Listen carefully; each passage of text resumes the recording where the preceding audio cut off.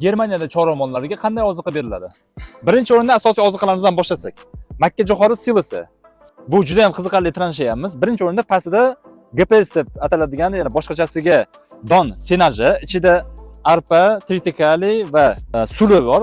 Undan tashqari ustida keyingi o'rim kokot senaji va uni tepasida esa eng kechki o'rim makkajo'xori bo'lgan. Bu kokot senajimiz yaylovimizdan o'rib kelingan o'tdan qilinadi. Hamma fermadagi odatdagi ozuqa emas. Qandlardagi vyjimkasi. Shakar ishlab chiqarishda qolgan qoldiq mahsulot. Oziqamizda struktura, ya'ni kletchatkani, undan tashqari chorva-mollarimiz uchun to'shama sifatida somon. Endi konsentrat oziqalar yemlariga kelsak, energiya sifatida arpa, makkajo'xori va tritikali shunday katta bunkerlarimiz, ya'ni siloslarda saqlanadi.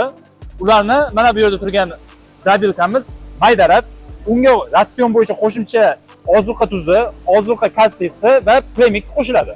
Undan tashqari protein ozuqalarimizdan raps shiroti va panoniya bor. Panoniya bu biyo yoqilg'i, ya'ni biyo etanol makkajo'xoridan olingandan keyin qolgan qoldiq mahsulot. Siz chorva-mollaringizga qanday oziqalar berasiz? Izohlarda yozib qoldiring. Like tugmachasi va obuna bo'lish esdan chiqmasin.